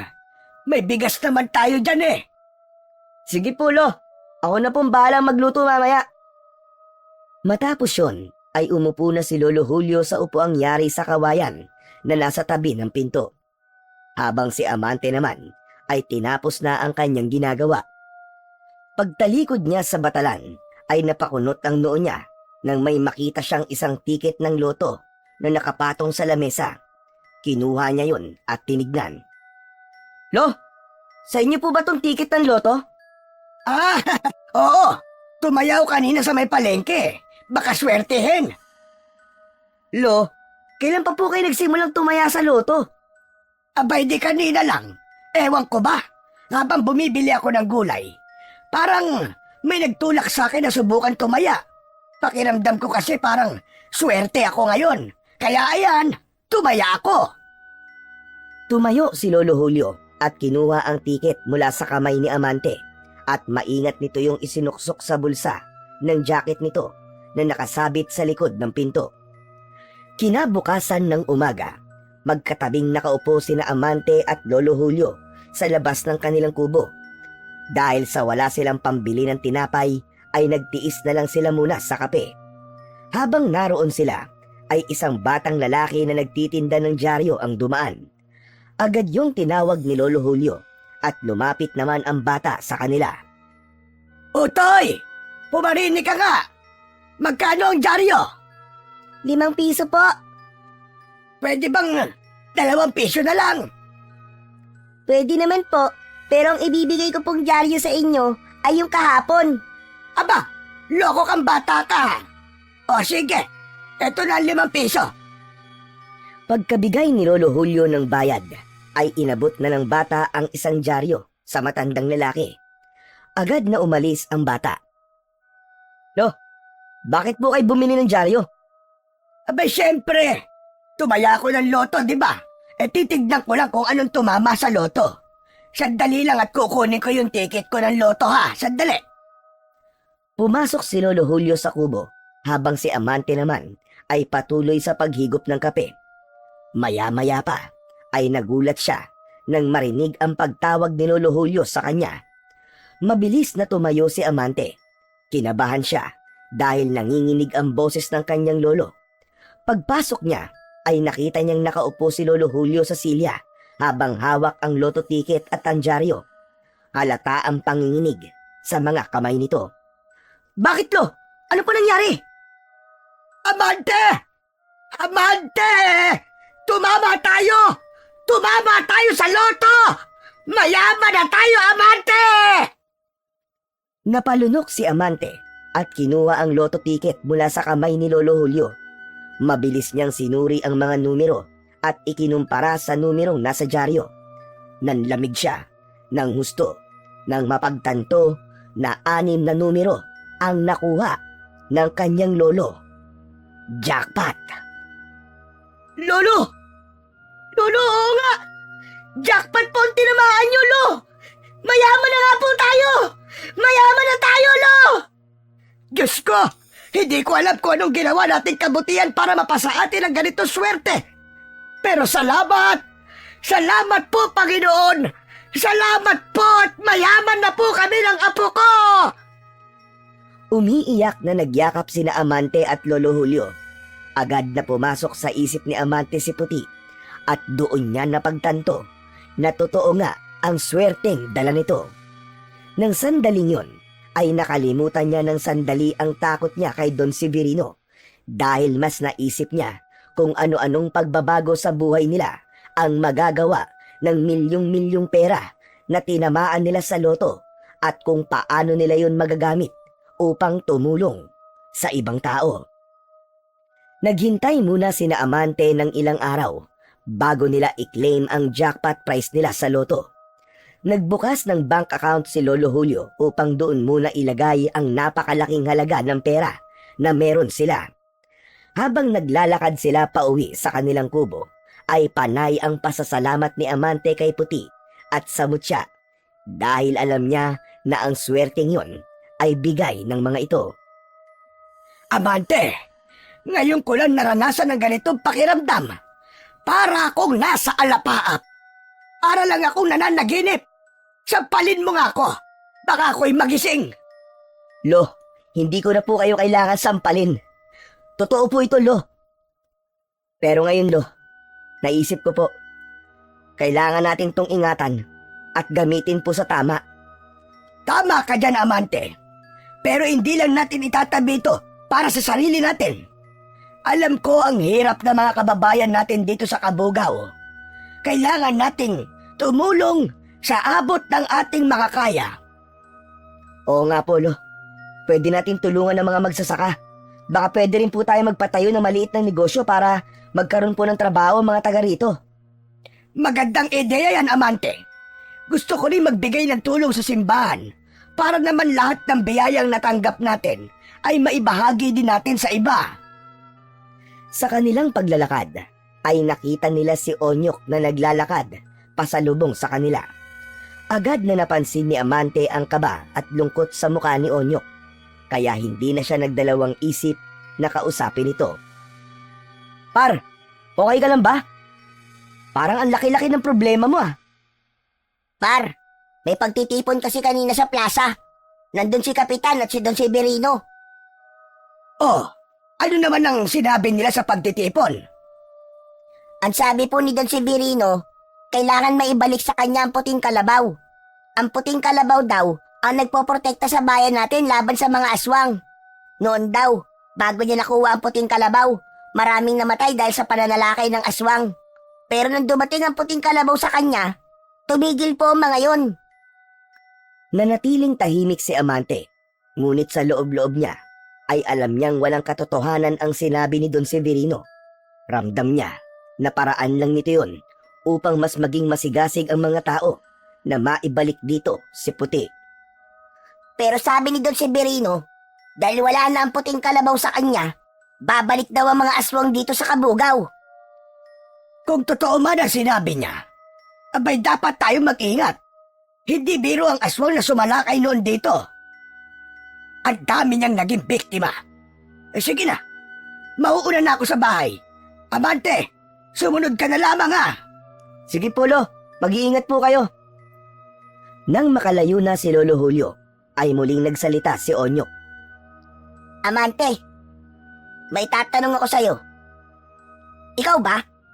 Ikaw ba nagnakaw ng puting kalabaw ni Don Severino? Nagulat si Amante sa tanong ni Onyok. Pinilit niyang maging kalmado. Nakakatawa naman ang tanong mo, Onyok. Paano ko naman mananakaw yung puting kalabaw? Ang laki-laki nun. Ewan ko pero ikaw kagad kasi ang naisip ko nang malaman kong ninakaw ang puting kalabaw na yun eh. Par, isipin mo nga, paano ko dadalhin ang ganong kalaking hayop nang hindi ako nahuhuli.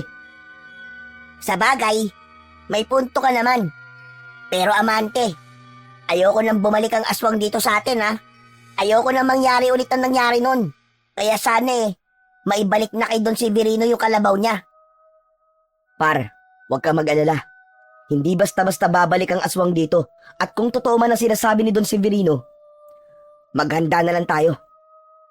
Sana nga Amante. Kasi kung totoo ang sinabi ni Don Severino, delikado tayong lahat. Tumingin si Amante sa malayo. Alam niyang hindi totoo ang sinabi ni Don Severino. Ngunit naramdaman niyang nagsimula ng lumawak ang problema. At mas magiging magulo na ang mga susunod na araw sa Kabugao. Sinimulan na ni na Amante at Lolo Julio ang kanilang layuning tumulong sa mga kababayan nila sa Kabugao. Isa-isa nilang pinuntahan ang bawat bahay at namigay sila ng tig-iisang sako ng bigas at kaunting halaga ng pera para sa bawat pamilya.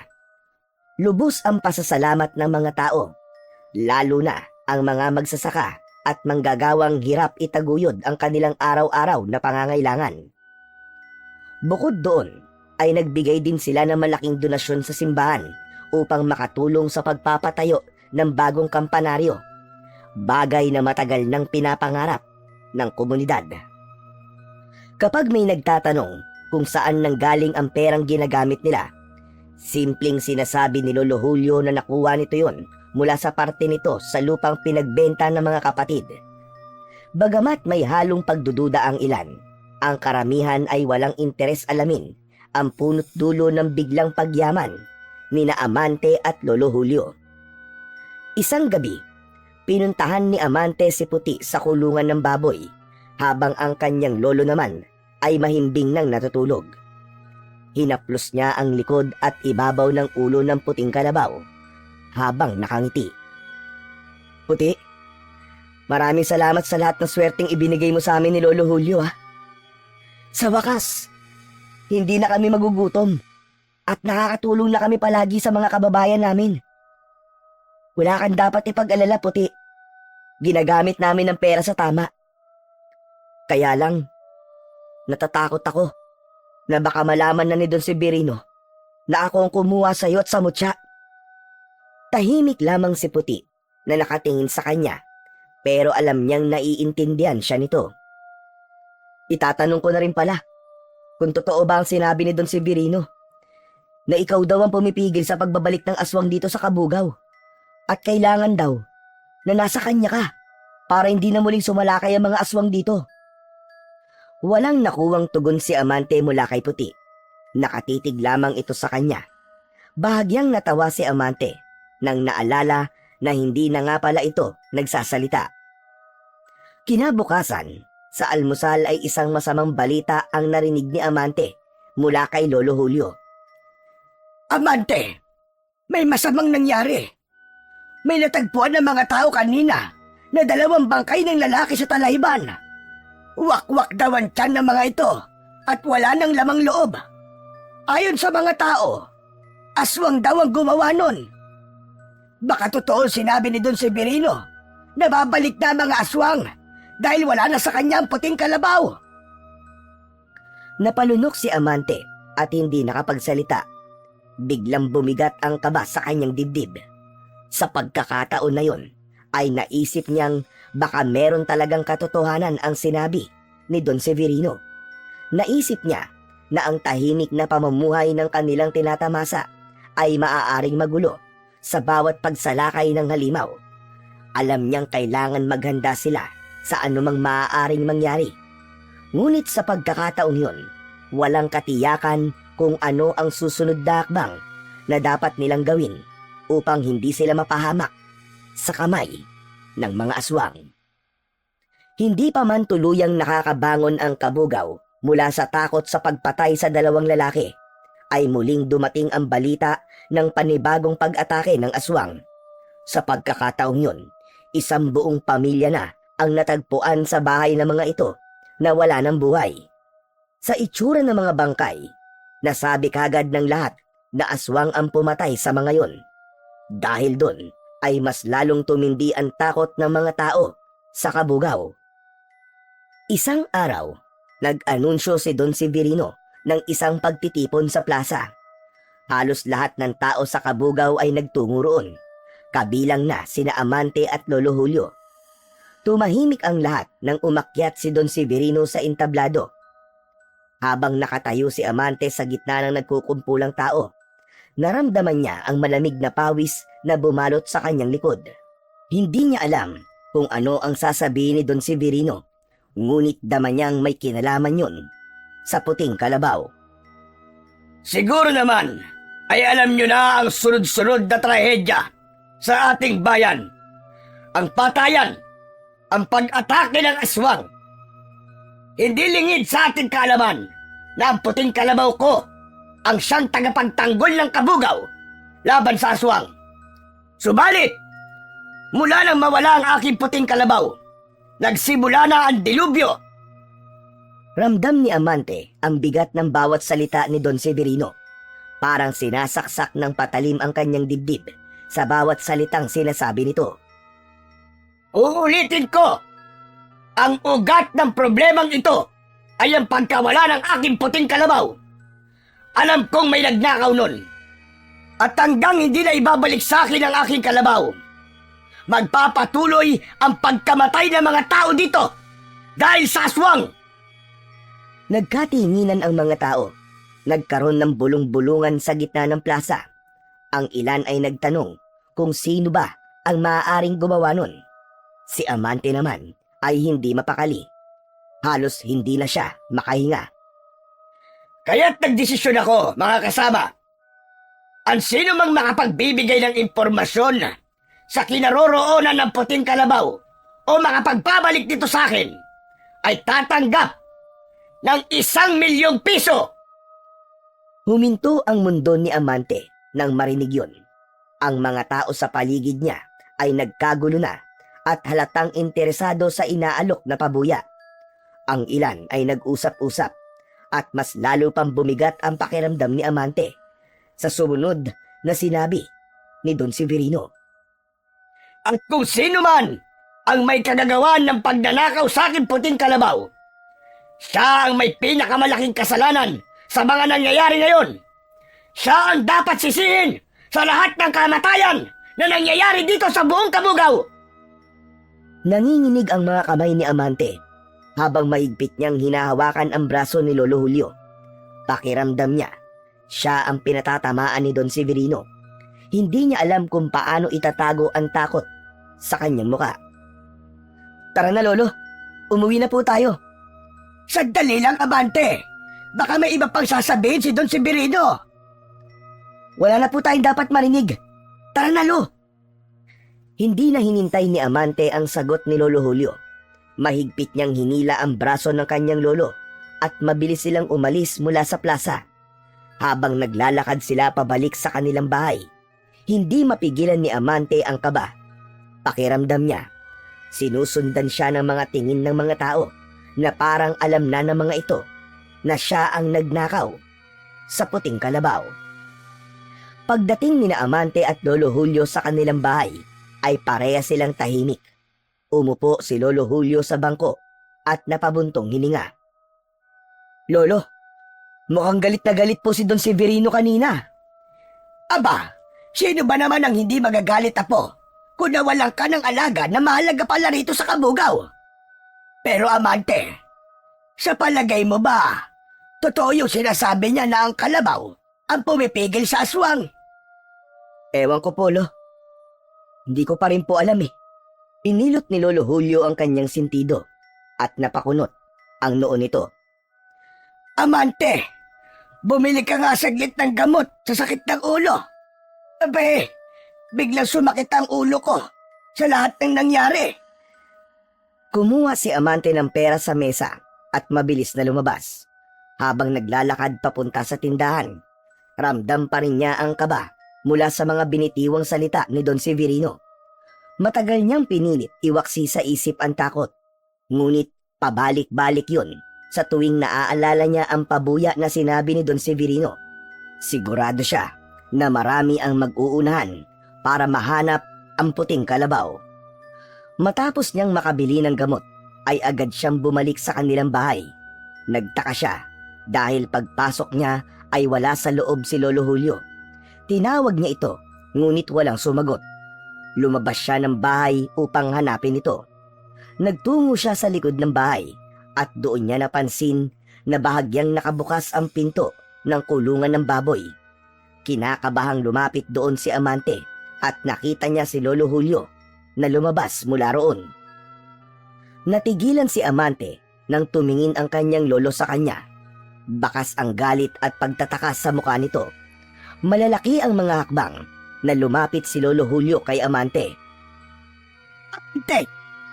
Anong ginagawa ng puting kalabaw sa kulungan ng baboy?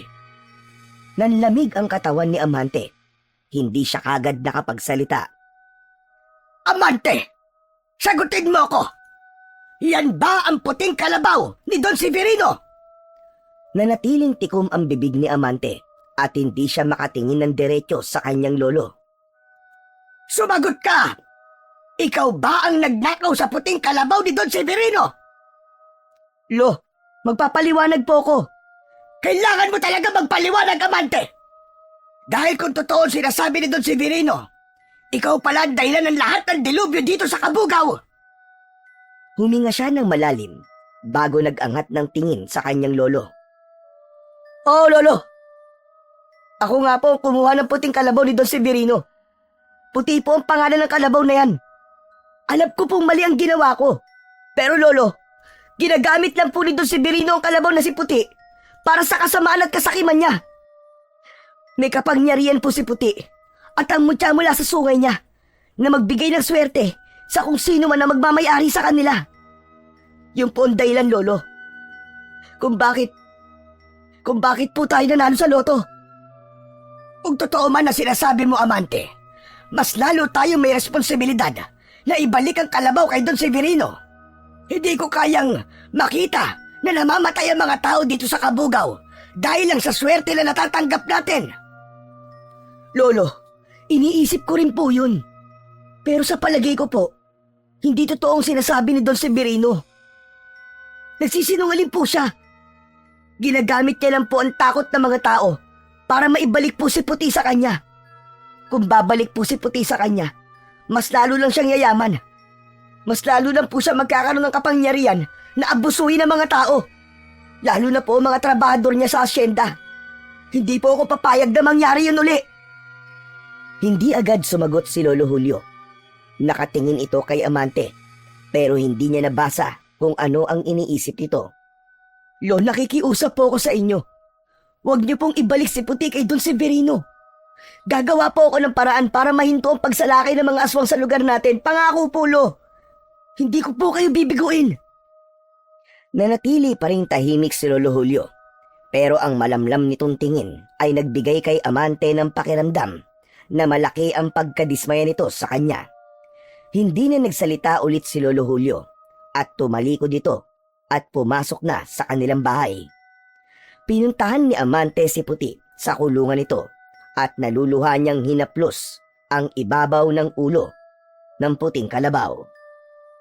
Puti, sabihin mo nga ako, tama ba ang ginagawa ko? Kaya ko bang iligtas ang lahat? Tahimik lang si Puti, pero sa pakiramdam ni Amante ay sinasabi ni Puti na tama lang na wag niya itong ibalik kay Don Severino. Sa kabila ng mabigat na sitwasyon, hinanda ni Amante ang sarili sa darating na mga araw. Alam niyang mahirap ang magiging laban, pero kailangan niyang panindigan ang kanyang mga desisyon. Simula nang malaman ni Lolo Julio ang ginawa ni Amante, naging malamig ang pakikitungo nito sa kanya. Hindi na ito madalas makipag-usap at kung magkausap man sila ay palaging maikli at puno ng bigat ang bawat sagot ng matanda. Ramdam ni Amante ang lungkot at pagkadismaya ng kanyang lolo. Ngunit tinanggap niya yon ng buong puso.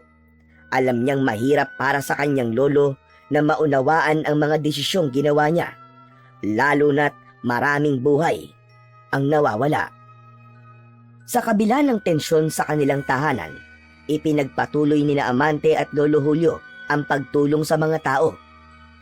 Isang araw, nagdala sila ng mga sako ng grocery sa plaza upang ipamahagi sa mga residente ng Kabugaw. Ang mga mata ng mga tao ay nagniningning kahit sa gitna ng takot at pag-aalala, dulot ng sunod-sunod na pag-atake ng aswang.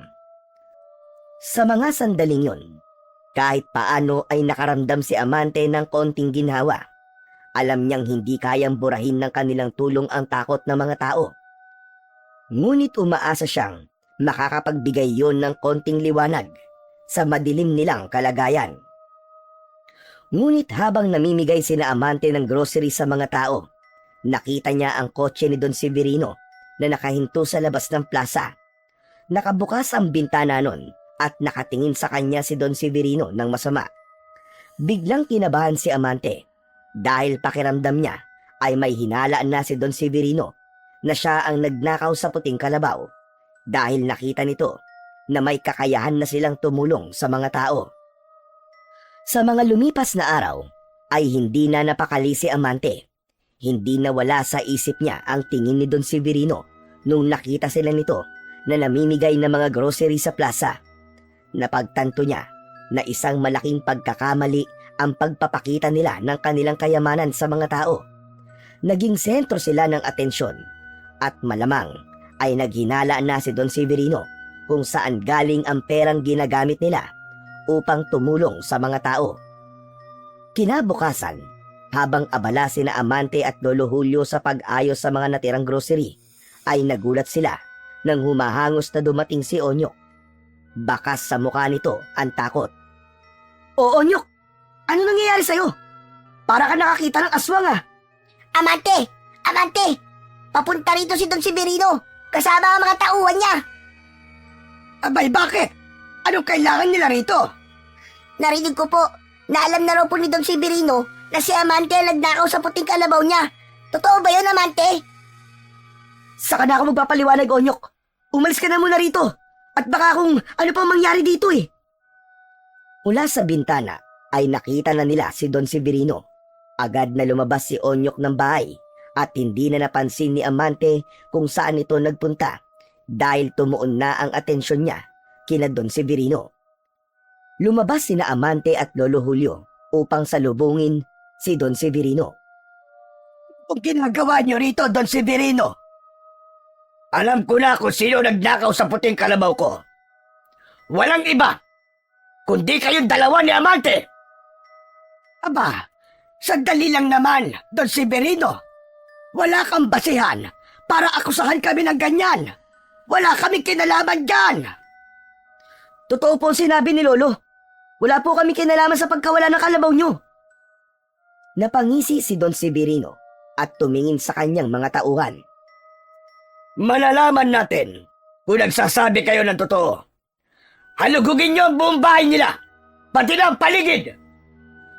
Sandali lang, wala kayong karapatan na halugugin ang bahay namin ng basta-basta. Wala kayong permiso mula sa mga pulis, Severino.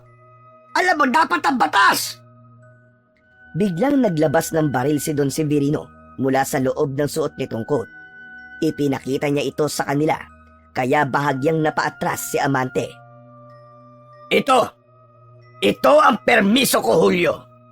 Sa lugar na ito, ako ang batas. Ngayon, tumabi kayo at hayaan ang mga tao ko na gawin ang dapat nilang gawin. Lolo, hayaan na po natin sila. Huwag na tayong lumaban. Unang pinasok ng mga tauhan ni Don Severino ang bahay.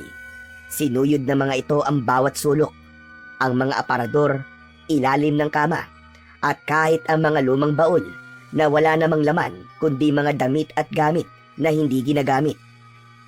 Alam ni Amante na hindi lang ang puting kalabaw ang hinahanap ng mga ito, kundi maging ang mutya na nasa bulsa ng kanyang shorts. Habang nagkakagulo sa loob, nakatayo lang sina Amante at Lolo Julio sa labas ng bahay. Matapos ang ilang minuto, lumabas ang mga tauhan ni Don Severino at tumungo sa likod ng bahay. Doon na mas lalong lumakas ang kaba ni Amante dahil alam niyang makikita na ni Don Severino si Puti. Habang papalapit si Don Severino sa kulungan ng baboy, tila bumagal ang oras para kay Amante. Sa bawat hakbang nito, Pakiramdam ni Amante ay unti-unting nawawala ang kanyang pag-asa. Nang tumigil ito sa tapat ng kulungan, saglit itong tumingin kay Amante bago pumasok. Nang pumasok doon si Don Severino, ay napahawak ng mahigpit si Amante sa braso ni Lolo Julio. Ngunit laking gulat ni Amante nang lumabas si Don Severino habang bakas ang pagkadismaya sa mukha nito. Wala rito! Wala rito ang puting kalabaw! Malalaki ang mga akbang na lumapit si Don Severino kay Amante at tinignan niya ito ng pailalim. Alam kong ikaw ang nagnakaw sa puting kalabaw ko. Yung perang meron kayo ngayon, alam kong isa yung senyales na nasa inyo si Puti at ang mutya. Ito ang tandaan mo. Hindi ako titigil hanggat hindi ko nakukuha ang pagmamay-ari ko. Matapos yun, tumalikod na si Don Severino at ang mga tauhan nito. Naiwan sina Amante at Lolo Julio na takot na takot. Nang makalayo na sina Don Severino, agad na nagtungo sina Amante at Lolo Julio sa kulungan ng baboy. Nagimbal sila nang malaman na wala roon si Puti. Halos mawalan ng lakas si Amante. Hindi niya alam kung paanong nawala ron ang puting kalabaw. Nagulat na lang sila nang may marinig silang kaluskos mula sa makapal na talahiban sa likod ng bahay. Agad silang napatingin doon at mula sa makapal na talahiban ay lumabas si Onyok habang hila ang lubid na nakatali kay Puti. Mabilis na lumapit si Amante sa kanyang kaibigan. Onyok! Anong ginawa mo? Naramdaman ko kasi kanina na ikaw ang nagnakaw sa puting kalabaw, Amante. Kaya inunahan ko na sila Don Severino sa paghanap at dinala ko tong kalabaw sa talayban para hindi nila makita. Salamat, Onyok, ha. Kung di mo yung ginawa, malamang kung ano nang ginawa sa amin ni Don Severino. Sus! Maliit na bagay, huwag na natin palakihin. Siyempre, hindi kita pababayaan, par. Kaibigan kita eh. Bagamat nagawang maitago ni Onyok si Puti kina Don Severino ng araw na yon, alam ni Amante na hindi pa ron nagtatapos ang kanilang problema. Paulit-ulit na umaalingaw-ngaw sa loob ng utak niya ang bantang iniwan ni Don Severino bago ito umalis kanina. Matapos yon, ay agad na ipinaliwanag ni Amante kay Onyok ang lahat. Para kay Amante ay may karapatan ng malaman ni Onyok ang katotohanan matapos ng pagtulong na ginawa nito sa kanila ni Lolo Julio. Ngunit kahit pa naiintindihan siya ni Onyok, hindi na naibsan ang bigat ng loob ni Amante. Sa bawat araw na lumipas, pakiramdam niya ay may anino ng panganib na nakasunod sa kanila. Alam niyang hindi titigil si Don Severino hanggat hindi nito nakukuha muli si Puti. Pakiramdam niya, anumang oras ay babalik sa bahay nila si Don Severino at may gagawin itong hindi maganda sa kanila ng kanyang lolo. Isang tahimik na gabi, mahimbing na natutulog sina Amante at Lolo Julio. Ngunit biglang nagising si Amante at may naramdaman siyang kung anong bigat sa kanyang dibdib. Nang iminulat niya ang kanyang mga mata, bumungad sa kanya ang nakakapangilabot na anyo ng isang aswang na nakatayo malapit sa pinto ng kanilang silid. Ang mga mata nito ay nag-aalab sa dilim.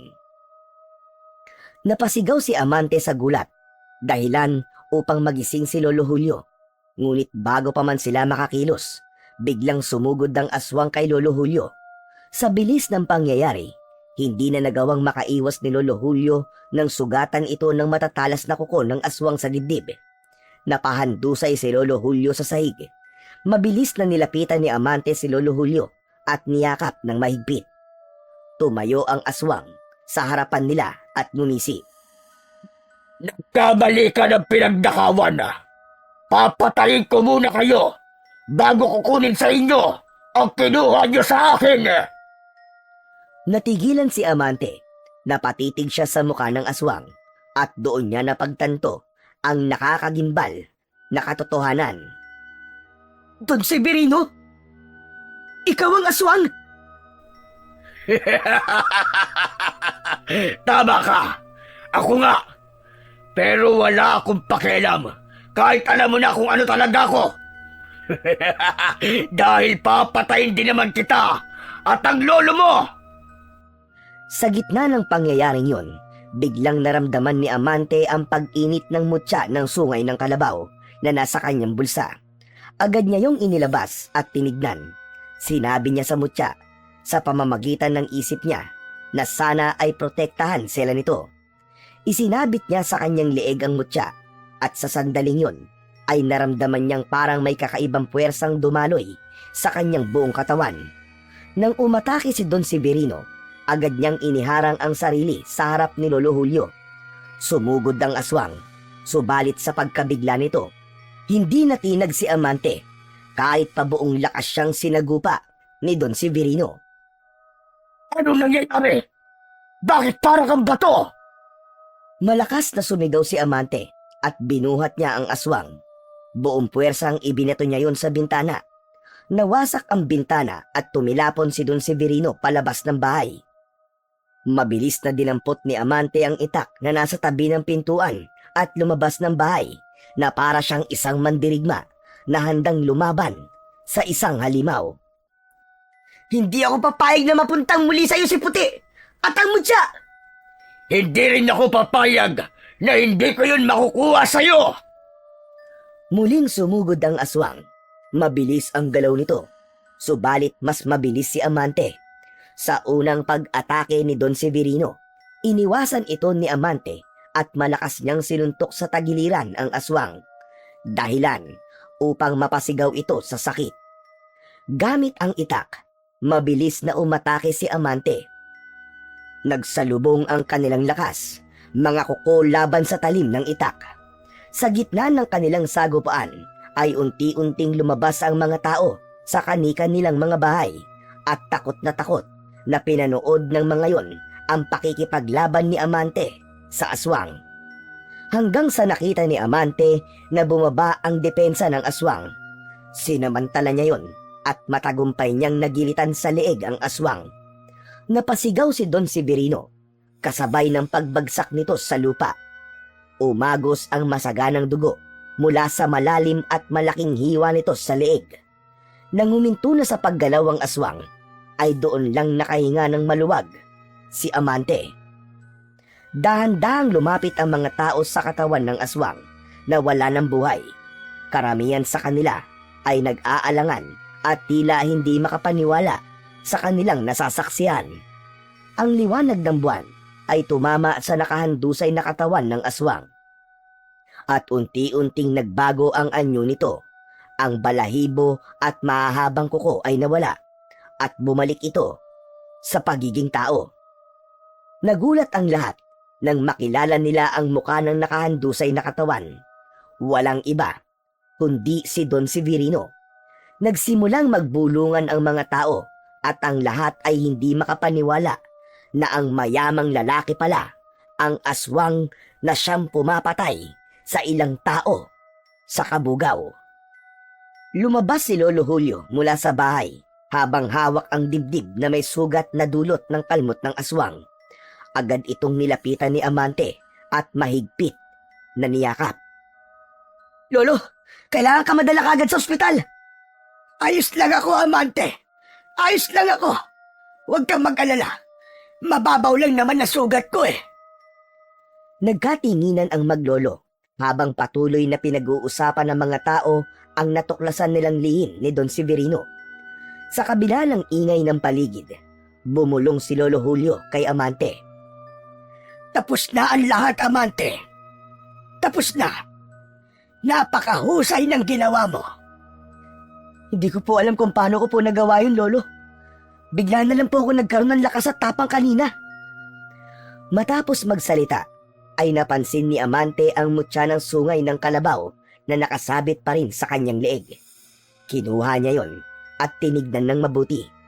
Sa pagkakataon na yon, ay naisip niya na baka ang mutya ang dahilan kung bakit napagtagumpayan niya ang laban niya kay Don Severino. Mabilis na kumalat sa buong Kabugaw ang balitang napatay na ang aswang at natuklasan na ng lahat na si Don Severino ang nasa likod ng lahat ng mga kasamaan at pagpatay ng mga tao. Bukod doon, naging laman din si Amante ng usap-usapan dahil sa kanyang kabayanihan. Marami ang humanga sa tapang na ipinakita niya. Ang ilang residente ay dumalaw pa sa bahay ni na Amante upang magpasalamat at magbigay ng kanilang respeto kay Lolo Julio at kay Amante. Isang gabi, pumunta si Amante sa likod ng bahay upang dalawin ang puting kalabaw na si Puti. Dahan-dahan niyang binuksan ang pinto ng kulungan at nakita niya nga si Puti na nakahiga at tila kalmado. Habang nag-iisip ng sasabihin, biglang may narinig siyang boses sa kanyang isip. Masaya ako, Amante. Natuldukan mo na ang kasamaan ni Don Severino. Binabati kita sa iyong tagumpay. Nagulat si Amante, ngunit agad siyang napangiti at mabilis na nilapitan si Puti upang bigyan ito ng mahigpit na yakap. Puti, nagsasalita ka na ulit. Sobrang saya ko na marinig ko muli ang boses mo. Pinili kong manahimik sa mga nakalipas na araw, Amante. Nais kong ikaw mismo ang tumuklas ng solusyon sa problemang hinarap mo. Hindi ko nais na umasa ka lamang sa akin. Alam kong kaya mong malampasan lahat sa sarili mong lakas at pag-iisip. Kumalas si Amante sa pagkakayakap kay Puti at hinawakan niya ang mutya ng sungay ng kalabaw na nakasabit pa rin sa kanyang leeg. Maraming salamat talaga sa iyo, Puti. Pero hanggang ngayon, nagtataka pa rin ako kung paano ko nagawa ang lahat ng yun. Paano ako nagkaroon ng lakas upang talunin si Don Severino? Ang mutya ay hindi lamang nagbibigay ng swerte, Amante. Isa itong mabisang sandata laban sa mga kampo ng kadiliman gaya ng mga aswang. Bibigyan ka nito ng lakas at tibay na kagaya ng sa kalabaw. Ngunit tandaan mo, hindi basta-basta napapagana ang kapangyarihan nito. Tanging ang karapat-dapat lamang ang makakakuha ng lakas mula rito. Kaya sigurado ko, Amante, na ikaw ang karapat-dapat na magmay-ari nito. Maraming salamat talaga, Puti. Dahil sa'yo, natapos ko ang kasamaan ni Don Severino. Ako ang dapat magpasalamat sa iyo, Amante. Kung hindi mo ko ninakaw noon kay Don Severino, malamang ay ginagamit niya pa rin ako sa kasakiman niya. Sa gabing iyon, muling naramdaman ni Amante ang koneksyon nila ni Puti. Hindi lamang bilang alaga at tagapangalaga, kundi bilang magkaibigan na pinagtagpo ng kapalaran upang labanan at wakasan ang kasamaan.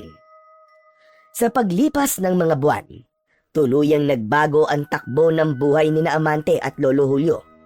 Matapos ang nakakatakot na bangungot na dulot ng aswang na si Don Severino, unti-unti nilang binuo ang bagong yugto ng kanilang buhay. Ang bahay na minsang halos magiba na sa kalumaan ay napalitan ng bago at mas matibay na tahanan. Hindi rin nakalimutan ni Amante ang kalagayan ni Puti. Ang kulungan nito na dating maliit at masikip ay napalitan ng isang malaki at maayos na bahay. Para kay Amante, si Puti ay hindi lamang alaga, kundi isang kaibigan at gabay na naging bahagi na ng kanilang buhay at tagumpay. Hindi rin nagkulang sina Amante at Lolo Julio sa pagbabahagi ng kanilang tagumpay sa iba. Bumili sila ng malawak na lupain sa Kabugaw at ginawa itong taniman ng gulay at palaisdaan. Karamihan ng kinuha nilang trabahador ay mga kababayan din nila upang mas matulungan nila ang mga ito ng mas mahabang panahon sa pamamagitan ng pagbibigay ng trabaho. Naging katuwang nila si Onyok sa pamamahala ng taniman at palaisdaan. Binigyan din nila si Onyok ng pera at pinagpatayo ng bahay at isang maliit na tindahan para sa kanyang nanay. Doon napatunayan nila Amante at Onyok na sa kabila ng pagiging magnanakaw nila noon, napatunayan nila na kaya pa rin nilang magbago at maging kapaki-pakinabang. Naging malinaw kay Amante na ang bawat pagsubok ay may layuning hubugin ang pagkatao ng isang tao upang mas mapabuti ito. Hindi mahalaga kung gaano kabigat ang dinadaan ng hirap. Ang mahalaga ay ang pagkakaroon ng tapang, pananampalataya at pagpapakumbaba. Sa huli, napagtanto ni Amante na ang kanyang tagumpay ay hindi lamang dahil sa mutya at kay puti, kundi dahil sa kanyang determinasyon, pagmamahal at malasakit para sa iba.